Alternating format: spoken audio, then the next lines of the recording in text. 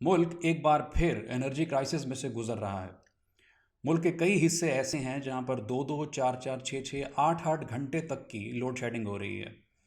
इसके अलावा जो गैस शॉर्टेज है वो अलग है। घरों में और मार्केट्स के अंदर गैस नहीं आ रही। और अब तो ऑफिशियली गवर्नमेंट ने ये नोटिस जारी किया है कि रात 8:30 बजे तक जो दुकानें हैं और मार्केट्स हैं वो बंद हो जाएंगी, और जो वेडिंग हॉल्स हैं वो रात 10 बजे तक बंद हो जाएंगे। तो जिसकी वजह से जो बिज़नेस कम्युनिटी है, ताजर कम्युनिटी है, वो बहुत ज़्यादा परेशान है। इसके अलावा लोग भी बहुत ज़्यादा परेशान हैं कि वो रात को मार्केट्स में नहीं जा सकते। तो इस सिचुएशन के हवाले से लोग बहुत ज़्यादा कन्फ्यूजन का शिकार हैं और बहुत परेशान हैं, और उनके पास डिफरेंट सवालात हैं। जैसे कि उन्हें लगता है कि अगर सर्दियों में ये हाल है कि आपके पास बिजली नहीं आ रही, लोड शेडिंग है, गैस शॉर्ट है, और नौबत यहाँ तक है कि मार्केट्स बंद की जा रही हैं, तो गर्मियों में फिर क्या हाल होगा। इसके अलावा ये कि क्या मार्केट्स बंद करने से इस तरह ये जो एनर्जी का इशू है पाकिस्तान का, ये सॉल्व हो जाएगा। इसके अलावा ये कि अगर इसका कोई सोल्यूशन है तो वो क्या है, क्योंकि गवर्नमेंट इस टाइम पर कोई कोई फीजिबल सोल्यूशन आवाम को पेश नहीं कर रही कि वो करना क्या चाह रही है इससे। तो जिसकी वजह से लोग बहुत ज़्यादा परेशान हैं। तो चलें इस सारे मामले को आम फहम ज़बान के अंदर समझने की कोशिश करते हैं। तो जो एक्चुअल सिचुएशन है वो कुछ यूँ है कि पाकिस्तान के पास इस टाइम पर फॉरेन एक्सचेंज रिजर्व्स के अंदर सिर्फ 11.7 बिलियन डॉलर्स की रकम मौजूद है। यानी कि हमारे पास 11.7 बिलियन डॉलर्स की रकम मौजूद है जिनकी हम इंपोर्ट्स कर सकते हैं। और जैसा कि आप जानते हैं कि पाकिस्तान हैवीली रिलाई करता है इंपोर्ट्स के ऊपर, और कंपैरेटिवली जो हमारी एक्सपोर्ट्स हैं वो बहुत कम हैं। और जो 11.7 बिलियन डॉलर्स की रकम है ये सिर्फ इतनी है कि अगर पाकिस्तान अगर रेगुलर रेट के ऊपर जिस तरह पहले हम इंपोर्ट करते आए हैं अगर उसी तरह से जारी रखें तो ये अमाउंट सिर्फ एक महीने के अंदर ख़त्म हो जाएगी। और इसके अलावा जो 1.1 बिलियन डॉलर की जो अमाउंट हमें आईएमएफ से मिलनी थी वो भी इस टाइम पर डिले है, जिसकी वजह से इकॉनमी के ऊपर मज़ीद बोझ आया हुआ है। तो इसका मतलब ओवरऑल ये है कि हम इस टाइम पर इंपोर्ट्स ज़्यादा नहीं कर सकते।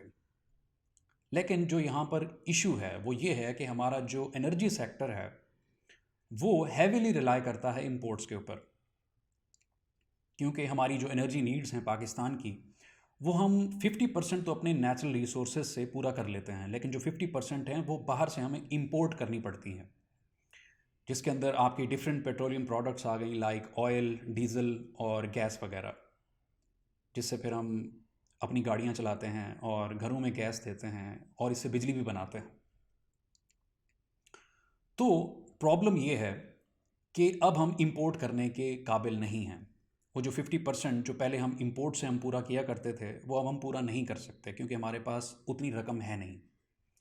इसके अलावा जो एक और बड़ा मसला इस टाइम पर पाकिस्तान को दरपेश है वो ये है कि पहले तो हम 50% जो अपनी नीड्स थी अपने नेचुरल रिसोर्सेज से पूरा कर लिया करते थे, लेकिन जो करंट सिचुएशन है वो हमें ये बताती है कि हमारे जो ऑयल रिजर्व्स हैं वो तकरीबन 80% डिप्लीट हो चुके हैं, ख़त्म हो चुके हैं, और जो हमारे गैस रिजर्व्स थे वो 67% तक ख़त्म हो चुके हैं। तो इसका मतलब ये है कि हमें अपनी जो एनर्जी नीड्स हैं उनको पूरा करने के लिए इंपोर्ट्स मज़ीद बढ़ानी पड़ेंगी।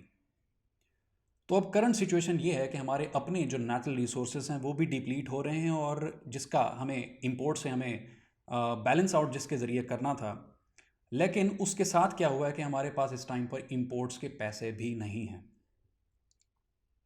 तो जिसकी वजह से हमारा जो एनर्जी सेक्टर है वो बहुत ज़्यादा पिसा हुआ है, उसके ऊपर बहुत बर्डन है, जिसकी वजह से अब आपको ये देखना पड़ रहा है कि बिजली बार बार जा रही है। इवन सर्दियों के अंदर लोड शेडिंग हो रही है और बहुत हैवी हो रही है। इसके अलावा जो गैस शॉर्टेज है वो विजिबल है, और इसी वजह से उसको कवर करने के लिए आपकी जो मार्केट्स हैं उनको बंद किया जा रहा है। तो इस हवाले से अगर हम ये देखें कि जो हमारा करंट एनर्जी क्राइसिस है इसको मीट करने के लिए प्रॉबेबल सॉल्यूशंस क्या हैं, तो शॉर्ट टर्म सोल्यूशन तो यही है कि जितना सस्ती हो सके हमें पेट्रोलियम प्रोडक्ट्स बाहर से मंगानी चाहिए। और उसके जो हमारे पास फिजिबल सॉल्यूशंस हैं वो ये है कि हमारा जो ईरान से गैस पाइपलाइन प्रोजेक्ट जो कि काफ़ी पेंडिंग पड़ा हुआ है, अगर वो हो जाता है तो वो बहुत ज़्यादा सस्ता पड़ेगा हमें। लेकिन इशू ये है कि बलूचिस्तान के अंदर कुछ फोर्सेस हैं जो कि इसको इम्प्लीमेंट नहीं होने देना चाहती हैं, जिसकी वजह से, और इसके अलावा जो इंटरनेशनल प्रेशर है इस हवाले से कि आप ईरान के साथ ट्रेड नहीं कर सकते, वो भी इसके अंदर रुकावट बना हुआ है। लेकिन इसके अलावा जो दूसरा हमारे पास ऑप्शन है वो है टापी गैस पाइपलाइन प्रोजेक्ट, जो कि 90s से पेंडिंग पड़ा हुआ है। अगर वो वहाँ से आ जाता है तो उसकी वजह से हमारी जो इकोनॉमी के ऊपर जो इंपोर्ट्स का बर्डन है वो कम होगा। लेकिन जो लॉन्ग टर्म आपका जो सोल्यूशन है वो आपका यही है कि आपको जितना हो सके आपको डैम्स बनाने चाहिए। हमारे पास इतना इफ़ेक्टिव रिवर सिस्टम है, आप उसको इस्तेमाल कर सकते हैं, जिससे आपकी जो बिजली है वो सस्ती भी बनेगी और मैसिव स्केल के ऊपर बनेगी और इन्वायरमेंट फ्रेंडली भी होगी। लेकिन इसके अलावा जो हमारा एक और प्रॉब्लम है जिसके ऊपर हमारी गवर्नमेंट को अटेंशन देने की ज़रूरत है वो है हमारा पब्लिक ट्रांसपोर्टेशन सिस्टम। हमारा जो 59% हमारी जो इंपोर्ट्स हैं, पेट्रोलियम इंपोर्ट्स जो हैं, वो आपकी जो गाड़ियां हैं, हमारी जो ट्रांसपोर्टेशन, हमारी जो गाड़ियां वगैरह होती हैं वो कंज्यूम करती हैं।